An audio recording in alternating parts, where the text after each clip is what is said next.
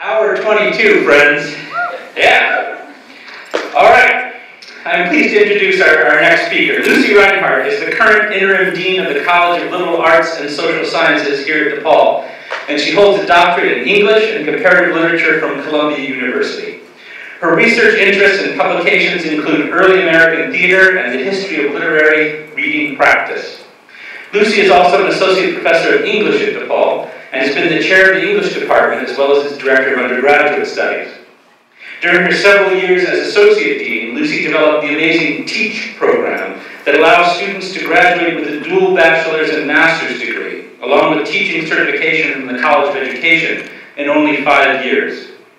Putting student success and excellent teaching at every level first is, in part, what has made Lucy so successful and respected in her many posts. And I'm truly grateful to her for her support of the Humanities Center, as well as her modeling of personhood in general, as well as deanhood and professorhood. So please join me in welcoming to the Reader's Podium, Dean Lucy Rinehart.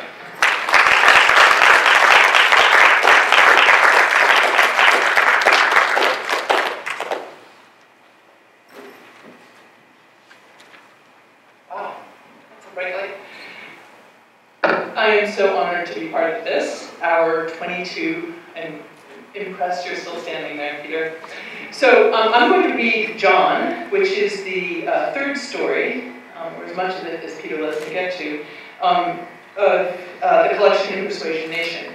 And I was wishing I had a way of, with my voice, showing you what's sometimes on the page, which is the capitalization of certain nouns, which is so much a part of the sense of this story, but I haven't figured out a way to do it. So hopefully it'll come through. John. Back in the time of which I am speaking, due to our coordinators had mandated us, we had all seen that educational video of It's Yours to Do With What You Like, in which teens like ourselves speak on the healthy benefits of getting off by oneself and doing what one feels like in terms of self-touching, which what we learned from that video was there's nothing wrong with self-touching because love is a mystery, but the mechanics of love need not be. So go off alone, see what is up with you and your relation to your own gonads, and the main thing is just have fun, feeling no shame.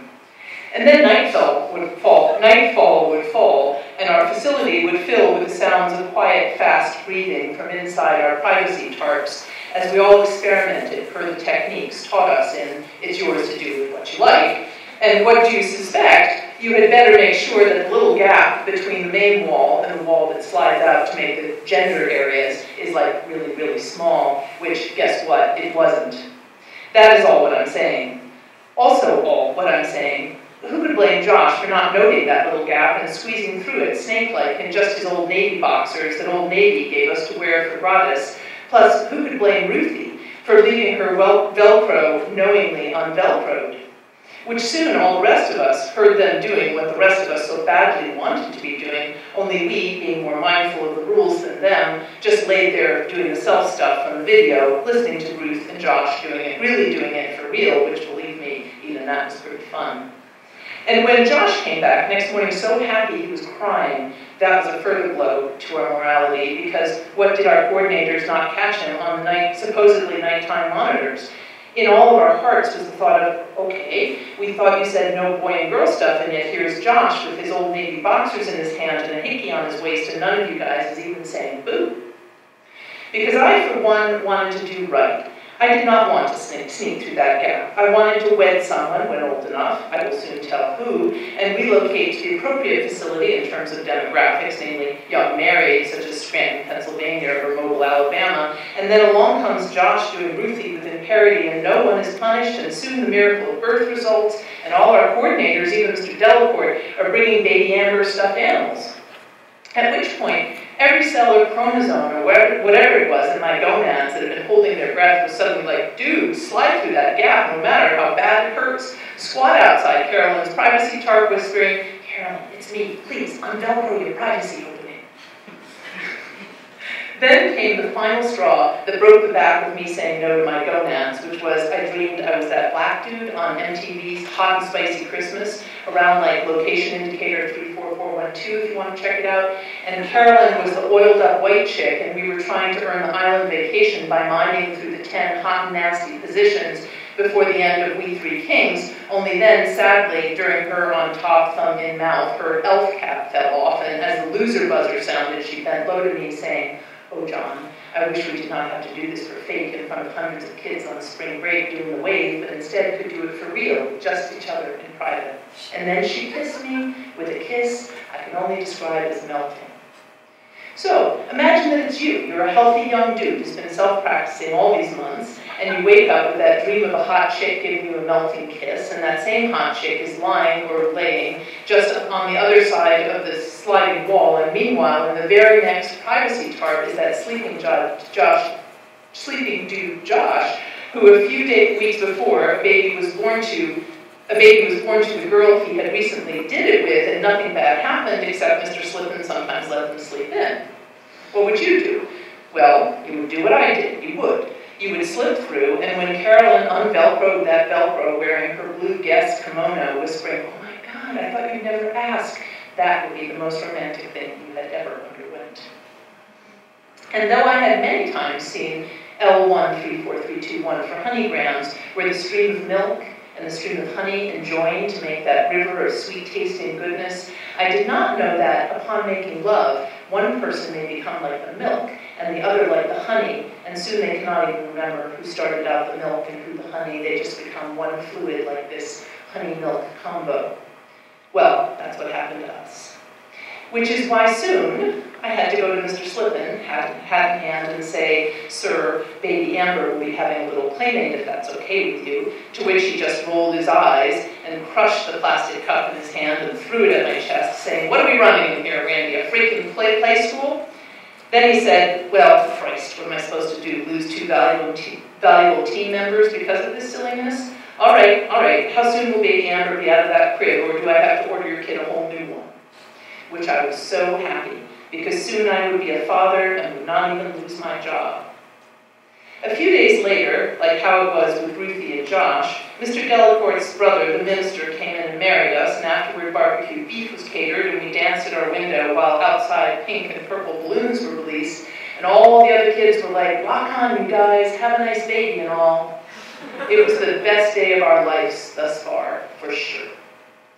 But I guess it is true what they say at L111006 about the life throwing us not only curves and sliders, but sometimes even worse, as Dodger pitcher Hector Jones throws from behind his back the grand piano for Allstate, because soon here came that incident with baby Amber, which made everybody just loony. Which that incident was, baby Amber died. Sometimes it was just nice and gave one a fresh springtime feeling to sit in the much-coveted window seat, finalizing one's summary while gazing out at our foliage strip, which sometimes slinking through it would be a cat from rustic village apartments, looking so cute that one wished to pet or even smell it, with wishful petting being the feeling I was undergoing on the sad day of which I am telling, such as even giving the cat a tuna chunk and a sip of my Diet Coke. If cats even like soda, that I do not know. And then baby Amber toddled by, making this funny noise in her throat of not being very happy, and upon reaching the snack cart, she seized up and tumped over, giving off this sort of shriek. At first we all just looked at her like going, "Baby Amber, if this is some sort of new game, we do not exactly get it. Plus, come on, we have a lot of assessments to get through this morning, such as a first taste session for Diet Ginger Coke, plus a very critical first view of Dean Witter's preliminary clip reel for their campaign of Whose Ass Are You Kicking Today?" But then she didn't get up. We dropped our summaries and raced to the observation window and began pounding who we loved her so much for being the first baby we had ever witnessed living day after day, and soon the paramedics came and took her away, with one of them saying, "Jesus, how stupid are you kids? Anyway, this baby is burning up. She's like 107 with meningitis." And maybe we were stupid. But also, I would like to see them paramedics do that many assessments and still act smart, as we had a lot of stress on our plate at that time. So next morning, there was Carolyn, all freaked out with her little baby belly, watching Amber's crib being dismantled by physical plant, who wiped all facility surfaces with handy wipes in case the meningitis was viral. And there was the rest of us just like thrashing around the place, kicking things down, going like, this sucks, this is totally fucked up.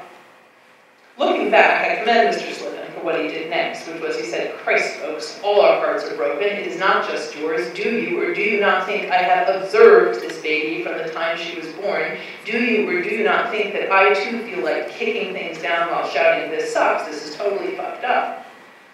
Only what would that accomplish? Would that bring baby Amber back? I'm at a loss in terms of how we can best support Ruth and Josh in this sad, tragic time. Is it via feeling blue and cranky, or via feeling refreshed and hopeful, and thus better able to respond to their needs? So that was a no-brainer, and we all voted to accept Mr.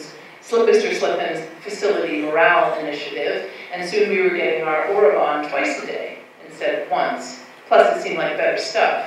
And I, for one, had never felt so glad or stress-free, and my assessments became very nuanced. And I spent many hours doing and enjoying them, and then redoing and re-enjoying them. And it was during this period that we won the McDorland Prize for Excellence in Assessing in the Midwest region in our demographic category of white teens. The only one who failed to become bladder was Carolyn, who, due to her condition of being pregnant, could not join us at the place in the wall where we hooked in for our Orabon.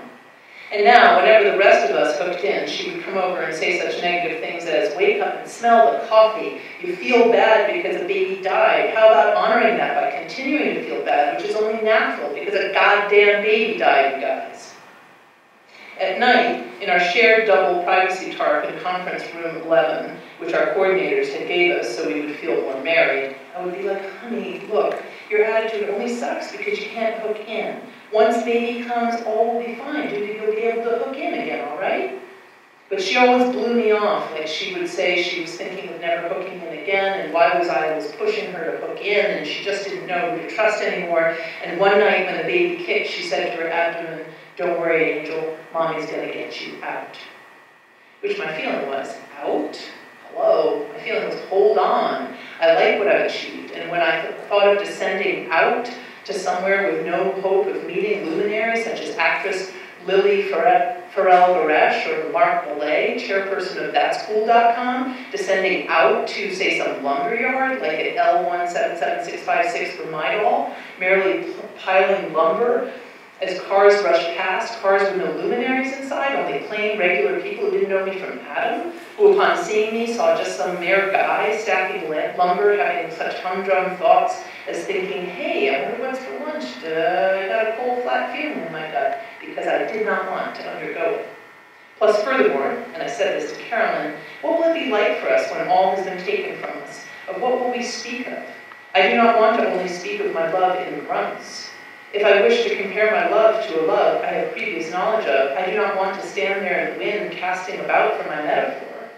If I want to say like, Carolyn, remember that Remax one,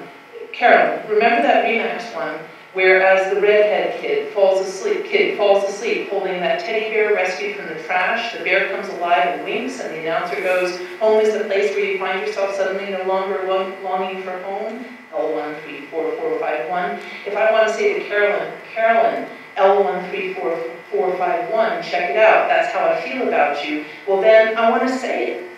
I want to possess all the articulate I can. Because otherwise there will be in non-designer clothes, no longer even on trendsetters or tastemakers gum cards with our photos on them, and I will turn to her and say, honey, there's a certain feeling, but I cannot name it, and cannot cite a precedent-type feeling, but trust me, dearest, wow, do I ever feel it for you right now? And what will that be like? That stupid standing there, just a man and a woman in the wind, and nobody knowing what nobody is meaning.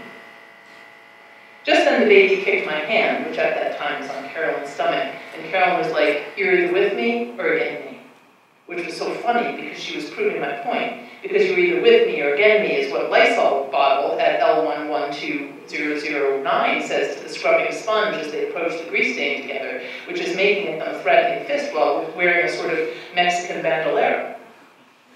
When I pointed this out, she removed my hand from her belly. I love you, I said. Prove it, she said. So next day, Carolyn and I came up to Mr. Slippen and said, please, Mr. Slippen, we hereby request that you supply us with the appropriate exit paperwork.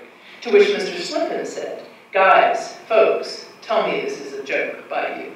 on me. And Carolyn said softly, because she'd always liked Mr. Slippen, who taught her to ride a bike when small in the fitness area, "It's no joke."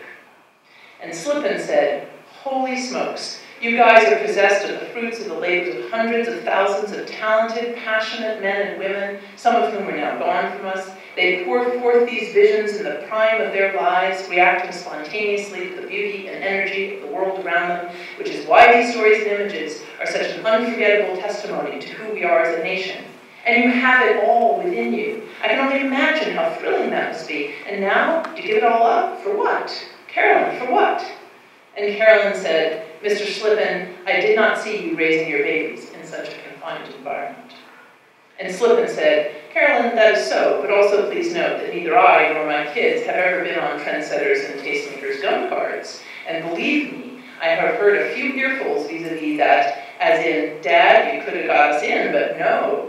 And now, Dad, I am merely another ophthalmologist among millions of ophthalmologists. And please do not think that it is not something that a father sometimes struggles with in terms of coulda, woulda, shoulda." And Carolyn said, "John, you know what? He's not even really listening to us." And Slippen said, "Randy, since when is your name John?" Because, by the way, my name is really John. Randy is just what my mother put on the form the day I was accepted, although, to tell the truth, I do not know why. But in my dimmest mind, I can clearly recall her voice calling me John in my possibly baby days. "It is one thing to see all this stuff in your head," Carolyn said, "but altogether different to be out in it, I would expect."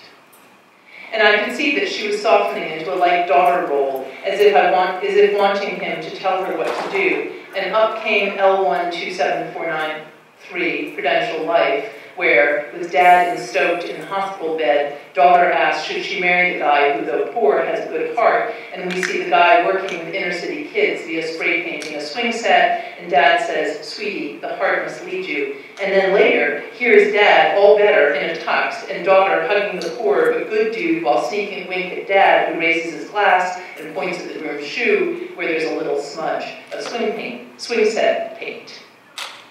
"I cannot comment as to that," Slippen said. "Everyone's different. Nobody can know someone else's experiences." "Larry, no offense, but you're talking shit," Carolyn said. "We deserve better than that from you."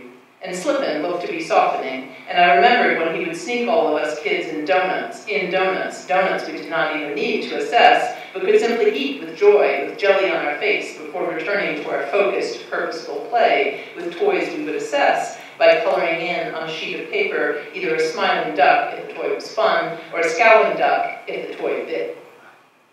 And Slippen said, "Look, Carolyn, you are two very fortunate people, even chosen people. A huge investment was made in you, which I would argue you have a certain responsibility to repay, not to mention with a baby on the way, there's the question of security for your future that Uncle, please," Carolyn said, which was her trumpet card, because when she was small, he had let her call him that, and now she sometimes still did when the moment was right, such as at Christmas Eve, when all our feelings was high.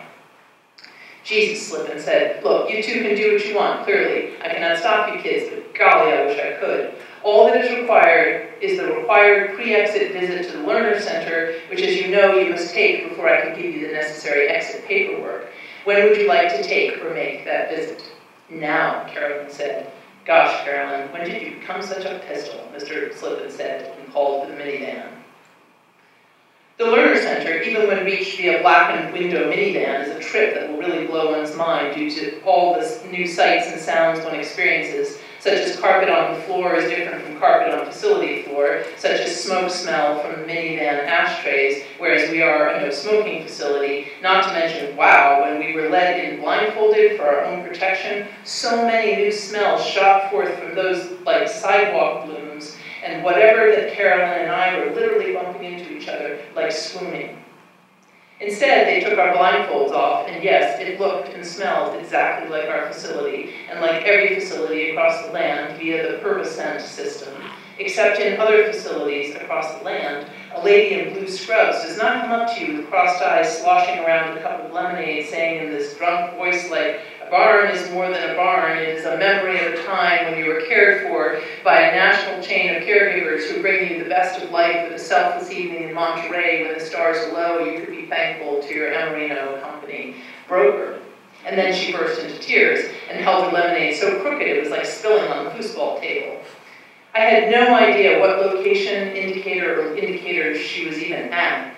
And when I asked, she did not seem to know what I meant by location indicator and was like, oh, I just don't know anymore what is going on with me or why I would expose that tenderest part of my baby to the roughest part of the forest where the going gets rough, which is not the accomplishment of any one man, but an entire team of dreamers who dream the same dreams you dream in the best interests of that most important system of all, your family. Then this learner center dude came over and led her away, and she slammed her hand down so hard on the foosball table that the little goalie cracked, and his head flew over by us, and someone said, good one, Doreen, now there's no foosball. At which time, luckily, it was time for our individual consultation.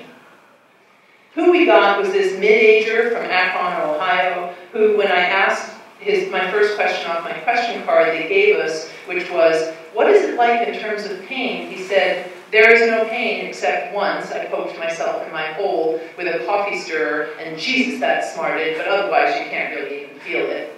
So I was glad to hear that, although not so glad when he showed us where he had poked his hole with a stirrer, because I am famous as a wimp among my peers in terms of gore, and he had opted not to use any dermafill, and you could see right in. And wow, there's something about observing up close a raw, bloody hole at the base of somebody's hair that really gets one thinking. And though he said in question number 2 that his hole did not present him any special challenges in terms of daily maintenance, looking into that hole, I was like, dude, how does that give you no challenges? It's like somebody blew off a firecracker inside your freaking neck. And when Carolyn said question number 3, which was, how do you now find your thought processes? His brow darkened, and he said, well, to be frank, though quite advanced, having been here 3 years, there are, if you will, places where things used to be when I went looking for them, brain-wise, but now when I go there, nothing is there. It's like I have the shelving, but not the cans of corn, if you get my drift. For example, looking at you, young lady, I know enough to say you are pretty, but when I direct my brain to a certain place to find there's a more vivid way of saying you're pretty, watch this. Some words will come out which I, please excuse me, oh damn it. Then his voice changed to his announcer voice, and he was like, these women know that for many years, entrenched deep in this ancient forest, is a secret known by coffee growers since the dawn of time. Man has wanted one thing, which is to watch golf in peace, will surely follow once knowledge is dispersed via the World Book is a super bridge across the many miles the phone card can close the gap. And his eyes were crossing, and he was sputtering, which would have been sort of funny if we did not know that soon our eyes would be the crossing eyes and out of our mouths would be the sputtery line. Then he got up and fled from the room, hitting himself hard in the face. And I said to Carolyn, well, that about does it for me. And I waited for her to say that that about did it for her, but she only sat there looking conflicted with her hand on her belly. Out in the common room, I took her in my arms and said, honey, I do not really think we have it all that bad. Why not just go home and love each other and our baby when he or she comes and make the best of all the blessings, what we have been given? And her head was tilted down in this way that seemed to be saying, yes, sweetie, my God, you were right all along. And then a bad, decisive thing happened, which was that this old lady came hobbling over and said, dear, you must wait until year 2 to truly know. Some do not thrive, but others do. I am year 2, and you know what? When I see a bug now, I truly see a bug. When I see a paint chip, I am truly seeing that paint chip. There is no distraction, and it is so sweet. Nothing in one's field of vision but what one opts to put there via moving one's eyes. And also, do you hear how well I am speaking? Out in the minivan, I said, well, I'm decided, and Carolyn said, well, I am too. And then there was this long, dead silence because I knew, and she knew, that what we had both decided was not the same decision, not at all. That old crony had somehow rung her bell. And I said, how do you know what she said is even true? And she said, I just know. That night, in our double privacy talk, Carolyn nudged me awake and said, John, doesn't it make sense to make our mistakes in the direction of giving our kid the best possible chance at a beautiful life? And I was like, chick, Please take a look in the fridge where there's every type of food that must be kept cold. Take a look at the top of the fridge where there's every type of snack. Take a look in our group closet, which is packed with gratis designer wear such as Baby Gap and even Baby Ann Taylor. Whereas what kind of beautiful life are you proposing? With a fridge that is empty, both inside and on top, and the three of us going around all slovenly, because I do not know about you, but my skill set is pretty limited in terms of what I know how to do. And if you go into the fashion module for Baby Ann Taylor and click with your blinking eyes on pricing info, you will find that they are not just giving that shit away. And she said, oh, John, you break my heart. That night when you came to my tart, you were like a lion taking what he wanted, but now you're like some bunny whiffling his nose in fright. Well, that wasn't nice. And I told her that wasn't nice. And she said, Jesus, don't whine. You were whining like a bunny. And I said, I would rather be a bunny than a rag. And she said, maybe I better go sleep somewhere else. So I went out to Boys and slept on the floor, being too late to check out a privacy tarp. And I was pissed, sad, because no dude likes to think of himself as a rabbit. Because once your girl thinks of you as a rabbit, how will she ever again think of you as a lion? And all of a sudden, I felt very much like starting over with someone who would always think of me as a lion and never as a rabbit, and who really got it about how lucky we were. Laying there in Boys, I did what I always did when confused, which was call up my memory loop with my mom, where she's baking a pie with her red hair up in a bun, and as always, she paused in her rolling and said, oh, my little man, I love you so much, which is why I did the most difficult thing of all, which was part with you, my darling, so that you could use your exceptional intelligence to do that most holy of things, help other people. Stay where you are, do not get distracted, have a content and productive life, and I will be happy too. Blinking on end, I was like, thanks, Mom, you've always been there for me. I really wish I could have met you in person before you died. In the morning, Slippin woke me by giving me the light shock on the foot bottom, which was sometimes useful to help us arise if we had to rise early and were in need of assistance, and said to please accompany him as we bit of a sticky wicket in our purview. Waiting in conference room 6 were Mr. Dove and Mr. Andrews and Mr. Delaporte himself, and at the end of the table, Carolyn, looking small, with both hands on her pile of exit paperwork and her hair in braids, which I had always found cute, her being like that milkmaid for Swiss Rain Chocolate L110003, who suddenly throws away her pail and grows sexy via taking out her braids, and as some fat farm ladies line up by a silo and also take out their braids to look sexy, their thin husbands look dubious and run for the forest. Randy, Mr. Dove said, Carolyn here has evinced a desire to exit. What we would like to know is, being married, do you have that same desire?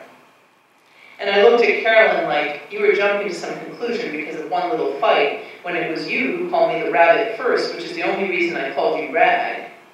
It's not because of last night, John, Carolyn said. Randy, I sense some doubt, Mr. Dove said. And I had to admit some doubt was being felt by me because it seemed more than ever like she was some sort of malcontentish girl who would never be happy no matter how good things were. Maybe you kids would like some additional time, Mr. Andrews said. Some time to talk it over, be really sure. I don't need any additional time, Carolyn said. And I said, you're going no matter what I do? And she said, John, I want you to come with me so bad, but yes, I'm going. And Mr. Dove said, wait a minute, who is John? And Mr. Andrews said, Randy's John. It's apparently some sort of pet name between them. And Mr.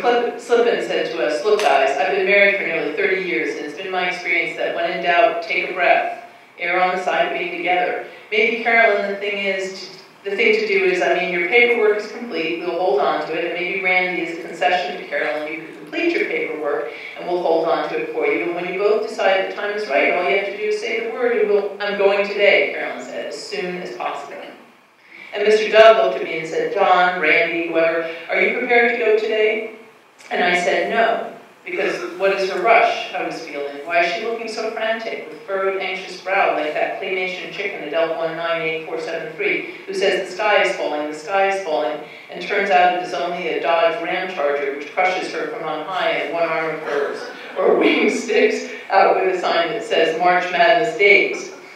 And Slippin said, guys, I find this a great pity. You're terrific together, a real love match. Carolyn was crying now and said, I'm so sorry, but if I wait, I might change my mind, which I know in my heart would be wrong. and she thrust her exit paperwork across its slip-in. Then Dove and Andrews and Delacour began moving with great speed, as if working directly from some sort of corporate manual, which actually they were. Mr. Dove had some photocopied sheets, and reading from the sheets, he asked, was there anyone with whom she wished to have a fond last private conversation? She said, well, duh, and we were both left briefly alone. She took a deep breath while looking at me all tender and said, oh, gadzooks, which broke my heart, gadzooks being what we sometimes said at nice privacy moments in our privacy chart when overwhelmed by our good luck in terms of our respective bodies looking so hot and appropriate. Gadzooks being from L138492 for Zucker's gum, where the guy blows a bubble so zookified it ingests the whole city and the city goes floating up to Mars. At this point, her tears were streaming down, and mine also, because up until then, I thought we had been so happy. John, please, she said. I just can't, I said, and that was true. And so we sat there quiet with her hands against my hands, like Colonel Sanders and his wife at L187345, where he is in jail for refusing to give up the recipe for KFC Haitian mini breasts. And then Carolyn said, I didn't mean that thing about rabbit, and I sprinkled up my nose rabbit-like to make her laugh. But apparently in the corporate manual, there's a time limit on fond last private conversations, because in came Kyle and Blake from security, and Carolyn kissed me hard, like trying to memorize my mouth, and whispered, someday, come find us. Then they took her away, or she took them away, rather, because she was so far in front that they had to, run to keep up, as she clomped loudly away in her Kenneth Cole boots, which, by the way, they did not let her keep those, because that night, selecting my pajamas, I found them back in the group closet. Night after night, after that, I would lay or lie alone in our privacy tarp, which now held only her nail clippers and her former stuffed dog Lefty, and during the day, slip and let me spend many unbillable hours in the much-coveted window seat, just scanning some images or multi-scanning some images, and around me would be the other facility boys and girls, all assessing, all smiling, because we were still on the twice-a-day Orabon, and thinking of Carolyn in those blue scrubs alone at the Learner Center. I would apply for additional Orabon via filling out work-affecting mood problem notification, which Slippin would always approve, being as he felt so bad for me. And the Orabon would make things better, as Orabon always makes things better, although soon what I found out was when you were hooking in 8 or 9 times a day, you were always so happy, and it's a kind of happy like chewing on tinfoil. And once you were living for that sort of happy, you soon cannot be happy enough, even when you were very, very happy, or even near tears due to the beauty of the round metal hooks used to hang your facility curtains. You feel this intense wish to be even happier. So you tear yourself away from the beautiful curtain hooks and with shaking, happy hands, fill out another work-affecting mood problem notification. And then because nothing in your facility is beautiful enough to look at with your new level of happiness, you sit in the much-coveted window seat and start lendling in this crazy, uncontrolled way, calling up, say, the Nike one with the Hanging Gardens of Babylon, L189736, and though it is beautiful, it is not beautiful enough, so you scatter around some delicate secret lingerie models from L122314 and hang fat dole oranges and bananas in the trees, L176765, and add a sky full of bright stars from L174638 for crest. And from the smell palette supplied by the anti-allergen Capavive, you fill the air with jasmine and myrrh. And still, that is not beautiful enough. So you blink on end and fill out another work-affecting mood problem notification until finally, one day, Mr. Dove comes over and says, Randy, John, whatever you're calling yourself these days, a couple of items. First, it seems to us that you're in some private space not helpful to you, and so we're cutting back your Orabon to twice a day like the other folks. And please do not sit in the window seat anymore. It is hereby forbidden to you. And plus, we are going to give you some additional project teams, since it is our view that idle hands are the devil's work area. Also, since you are only one person, it is not fair, we feel, for you to have a whole double privacy tarp to yourself. You must, it seems, rejoin your fellow boys in boys. So that night, I went back with Rudy and Lance and Jason and the others, and they were nice, as they're always nice. And via number 10 cable, Jason shared with me some still photos from last year's Christmas party of Carolyn hugging me from behind with her cute face appearing beneath my armpit, which made me remember how after the party in our privacy tarp, we played a certain game, which is none of your beeswax, who I was in that game and who she was, only believe me, that was a memorable night, with us watching the snow fall from the much-coveted window seat in which we sat snuggling around midnight, when we had left our tarp to take a break for air. And also, we were both sort of sore, which made it all that more messed up and sad to be sleeping once again alone in boys. When the sliding wall came out to make our gender areas, I noticed they had fixed it so nobody could slide through anymore via 5 metal rods. All we could do was, by putting our mouths to the former gap, say goodnight to the girls, who all said goodnight back from their respective privacy tarps in this sort of muffled way. But I did not do that, as I had nobody over there I wished to say goodnight to, they all being like merely sisters to me, and that was all. So that was the saddest time of my life thus far, for sure. Then one day, we were all laying or lying on our stomachs playing Hungarian head chopper for Game Boy, a new posed one where you're this dude with a scythe in your mother's garden, only what your mother grows is heads, when suddenly a shadow was cast over my game by Mr. Slippen, which freaked up my display, and I harvested 3 unripe heads. But the reason Mr. Slippen was casting his shadow was he had got a letter for me from Carolyn. And I was so nervous opening it, and even more nervous after opening it, because inside there were these weird little marks I could not read, like someone had hooked a pen to the back leg of a bird and said, "Run, little bird, run around this page and I will mail it for you." And the parts I could read were bumming me out even worse, such as she had wrote all sloppily, "John, an abbot is a cove, a glen, it is something with prayerful guys all the livelong day in silence. As they move around, they are sure of one thing, which is the long-term stability of a product we not only stand behind, we run behind, since what is wrong with taking a chance? Even if that chance has horns and hoofs and is just you and your worst fear in front of 10,000 screaming supporters of your last very chance to be the very best you can be." And then, thank God, it started looking like the pen on the foot of the running bird. I thought of how hot and smart she looked when doing a crossword with sunglasses on her head and hill-figure cutoffs. I thought of her that first night in her privacy tarp, naked except for her La Perla panties, in the light that came from the exit sign through the thin blue privacy tarp. So her flat tummy and not flat breasts and flirty smile were all blue. And then all of a sudden I felt like the biggest jerk in the world, because why had I let her go? It was like I was all of a sudden waking up. She was mine, and I was hers. She was so thin and cute, and now she was at Learner Center all alone, shaking and scared with a bloody hole in her neck and our baby in her belly, hanging out with all those scared, shaking people with bloody holes in their necks, only none of them knew her and loved her like I did.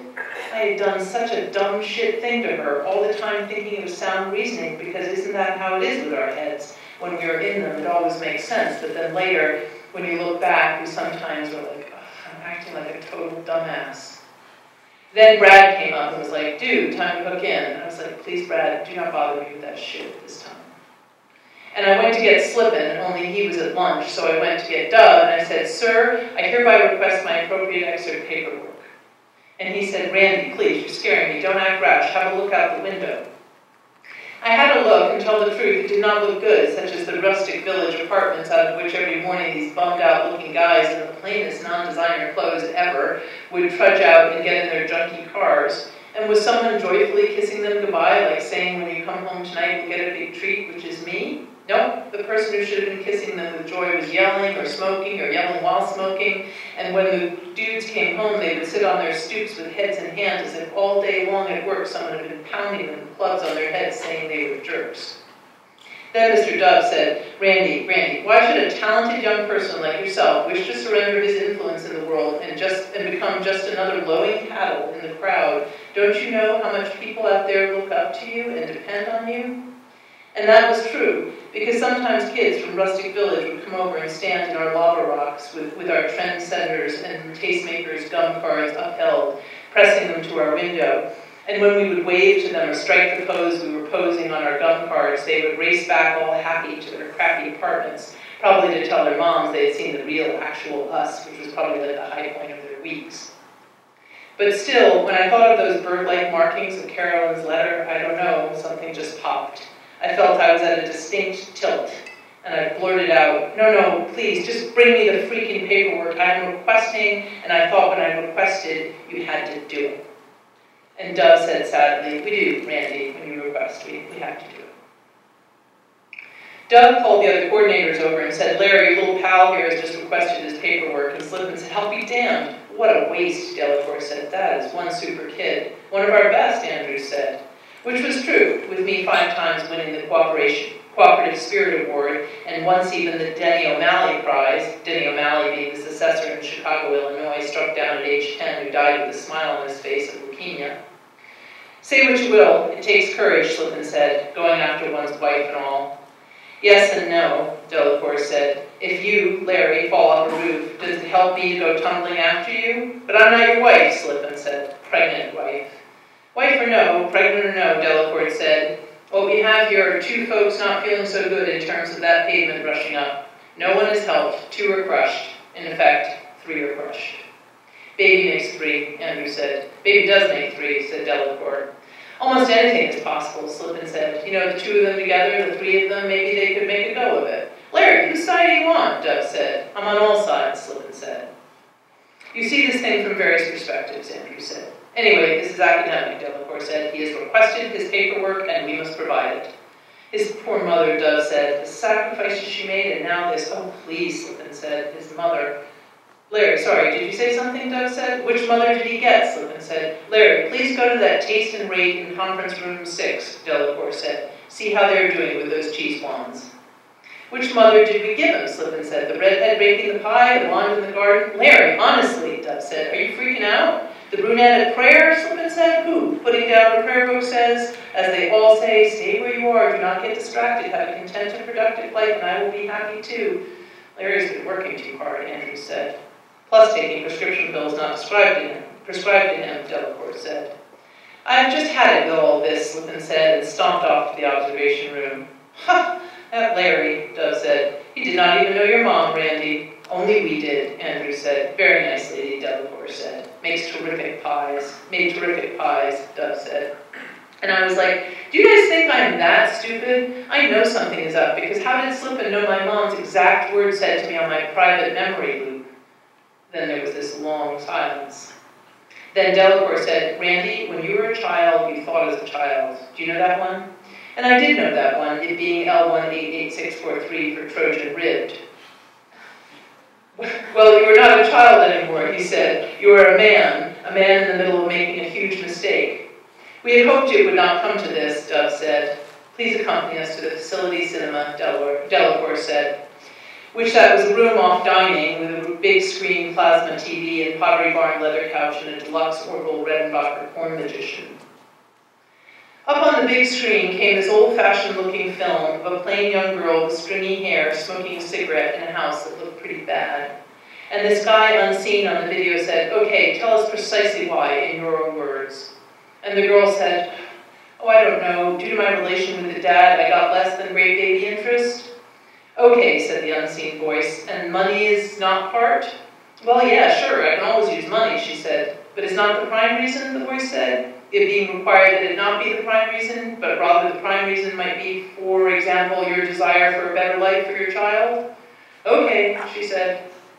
Then they pulled back, and you could see bashed out windows with cardboard in them, and the counters covered with dirty dishes, and in the yard, a car up on blocks.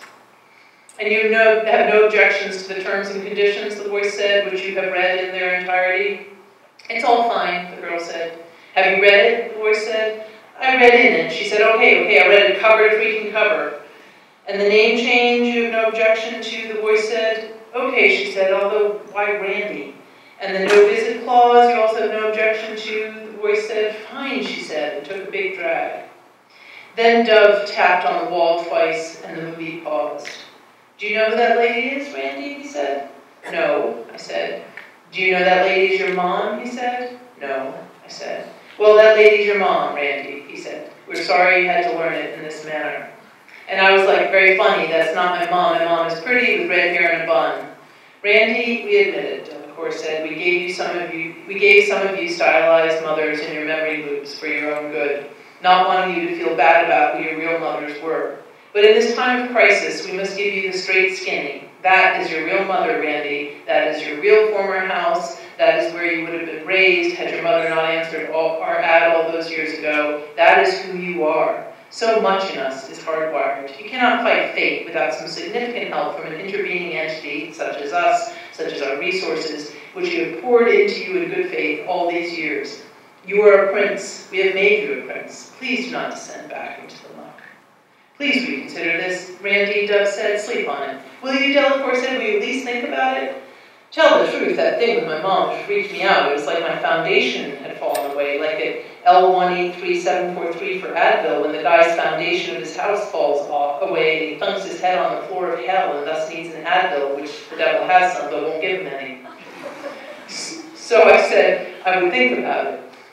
As he left, Dove unhit pause, and I had time to note many things on that video, such as that lady's teeth were not good, such as her chin, my chin and hers were similar, such as she referred to our dog as Shit Machine, which what kind of name is that for a dog? Such as at one point, they zoomed in on this little baby sitting on the floor in just a diaper, all dirty and looking sort of dumb, and I could very plainly see it was me. Just before dinner, Dove came back in. Randy, your paperwork per your request, he said, do you still want it? I don't know, I said. I'm not sure. You're making me very happy, Dove said. And he sent in Tony from catering with his intense dinners, steak au poivre and our usual cheese tray with Alsatian olives and a milkshake in my monogrammed cup. And while I watched Sunset Terror home on the big screen, always a favorite, bedtime passed, and nobody came and got me, them letting me stay up as late as I wanted. Later that night in my privacy tarp, I was wakened by someone crawling in, which, hitting my Abercrombie & Fitch nightlight, I saw it was slipping.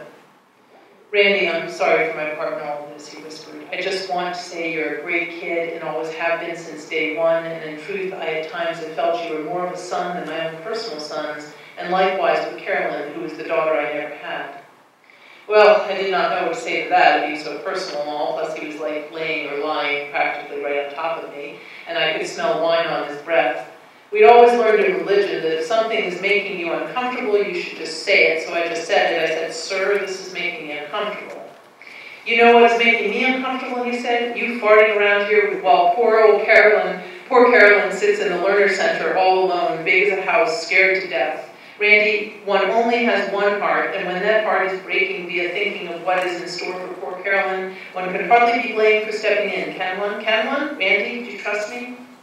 He'd always been good to me, having taught me so much, like how to hit a wiffle or how to do a push-up, and once he even brought in this trough and taught me and Ed and Josh to fish, and how fun was that, all of us laughing and feeling around on the floor for the fish we kept dropping during those moments of involuntary blindness that would occur as various fish-related LIs flashed in our head, like the talking whale for Stover's Fish Meals L138322, like the fish and loaves Jesus makes at L183722, and then one dude goes, Lord, this bread is dry, and you not summon up some butter sub? I do trust you, I said. Then come on, he said, and crawled out of my privacy tarp. We crossed the common area and went past catering, which I had never done that far before, and soon we were standing in front of this door labeled, Caution, do not open without facility personnel accompaniment. Randy, do you know what's behind this door? Levin said. No, I said. Take a look, he said. And smiling a smile like the mother on Christmas morning at L138732 for madpets.com, who throws off that tablecloth to reveal a real horse in their living room chewing on the rug, Slippin threw open the door. Looking out, I saw no walls and no rug and no ceiling, only lawns and flowers, and above that, a wide black sky with stars, which all of that made me a little dizzy, there being no glass between me and it. Then Slippin very gently pushed me out. And I don't know, it is one thing to look out a window, but when you are out, actually out, that is something very powerful, and how embarrassing was that, because I could not help it. I went down flat on my gut, checking out those flowers, and the feeling of the one I chose was like the silk on that Hermes jacket I could never seem to get reserved because Vance was always hogging it.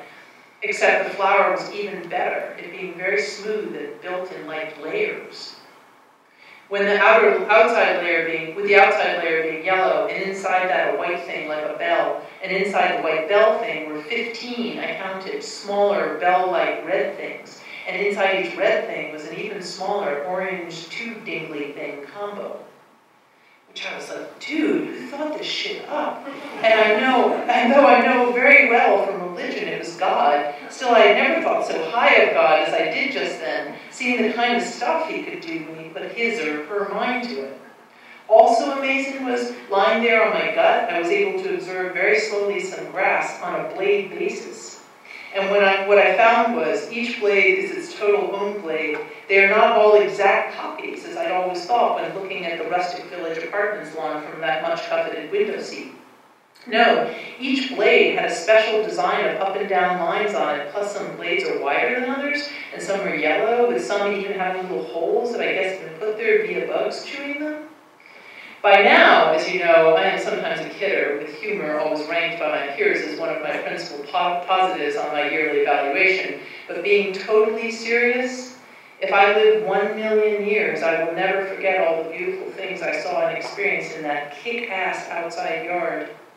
Isn't it something, Levin said? But look, stand up. Here is something even better. And I stood up, and here came this bland person in blue scrubs, and my first thought was, ouch, why not accentuate that killer bone structure with some makeup? And also, what is it with that dull, flat hair? Did you never hear of Bumble and Bumble Plasma Volumizer? And then she said my name. Not my name of Randy, but my name of John. Which is how I got my first shock of going, oh my God, this poor washed-out gal is my Carolyn.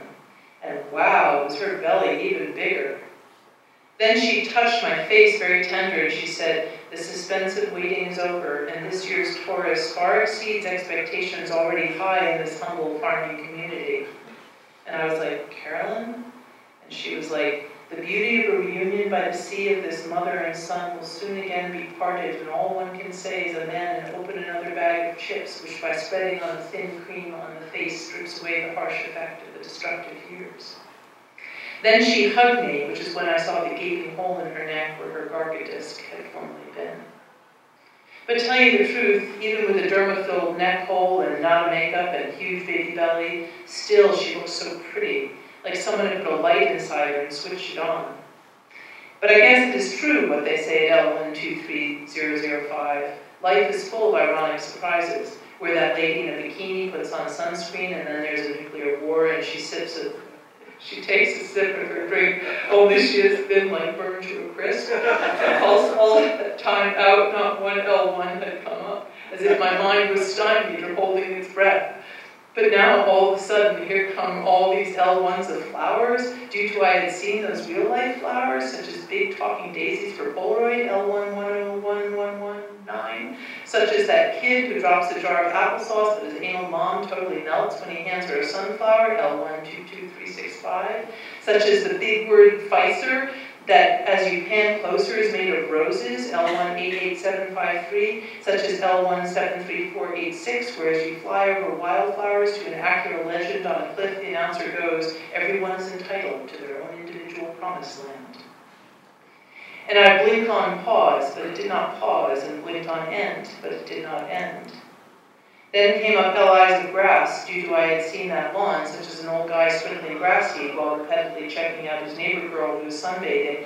And then in spring, he only has grass in that one spot, L111121, such as L176567, with a sweeping lawn leading up to a mansion for Great Poupon, such as L100391, those grass blades screaming in terror as this lawnmower approaches, but then when they see it as a Toro, they put on little party hats. Randy, can you hear me? Levin said, do you see Carolyn? She's been waiting out here an hour. During that hour, she's been going where she wants, looking at whatever she likes. See what she's doing now, simply enjoying the night. And that was true. Between flinches and blinks on end, I could dimly perceive her sitting cross-legged near me, not flinching, not blinking, just looking pretty in the moonlight with a look on her face of deep concern for me. Randy, this could all be yours, Levin was saying. This world, this girl. And then I must have passed out. Because when I was sitting inside that door, marked, caution, do not open without facility personnel accompaniment, with my paperwork in my lap and all my coordinators standing around me. Randy, Dove says, Larry Slippin here claims you wish to exit. Is this the case? Do you in fact request your paperwork? Then thrust it at him. Okay, I said, yes. So they rushed me to removals where this nurse named Vivian was like, welcome, please step behind that screen and strip off and put these on, which I did. I dropped my Calvin Klein khakis and socks and removed my Country Road shirt as well as my Old Navy boxers and put on the dreaded blue scrubs. Best of luck, Randy, Slippin said, leaning in the door. You'll be in my prayers. Out, out, out, Vivian said. Then she gave me this patient permission form, which the first question was, is patient aware of risk of significantly reduced postoperative brain function? And I wrote, yes. And then it said, does patient authorize Dr. Edward Kenton to perform all procedures associated with the complete Garca disc removal, including but not limited to E-wire severance, scar tissue removal, forcible kidney maneuver if necessary to fully disengage Garca disc, suturing and post-operative cleansing using the Foreman vacuum device should adequate cleaning not be achievable via traditional methods? And I wrote, yes. I've been here since Wednesday due to Dr. Kenton's at a wedding. I want to thank Vivian for all this paper, and Mr. Slippin for being the father I never had, and Carolyn for not giving up on me, and Dr. Kenton, assuming he does not screw up. Haha, you know what, Dr. Kenton, I'm just messing with you. Even if you do screw it up, I know you tried your best. Only please try not to screw it up. Last night, they let Carolyn send me a fax from the Learner Center, and it said, I may not look my best or be the smartest apple on the apple cart, but believe me, in time, I will again bake those 92 pies. And I faxed back, however you are is fine with me. I will see you soon. Look for me. I'll be the one with the ripped up neck, smacking himself in the head.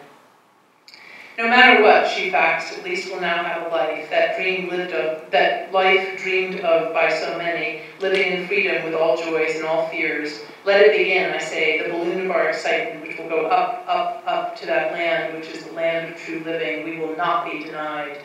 I love you, I wrote. Love you too, she wrote. Which I thought was pretty good, it being so simple all, and it gave me hope. Because maybe we can do it. Maybe we can come to be normal and sit on our porch at night, the porch of our own house, like at L187326, where the mom knits and the dad plays guitar and the little kid works very industrious with his speak and spell. And when we talk, it will make total sense. And when we look at the stars and moon, if choosing to do that, we will not think of L144387, where the moon frowns down at this dude due to these hiding and barn-eating rebel cornbells instead of proclaiming his snack loud. We will not think of L109383, where this stork flies through some crying stars who are crying due to the baby who is getting born is the future Mountain Dew guy. We will not think of that alien at L133081 descending from the sky going, just what is this thing called a Cinnabon? In terms of what we will think of, I do not know. When I think of what we will think of, I draw this like total blank and get scared, so scared my peripheral areas flares up green, like when I have drunk too much soda, but tell the truth, I am curious. I think I'm ready to try.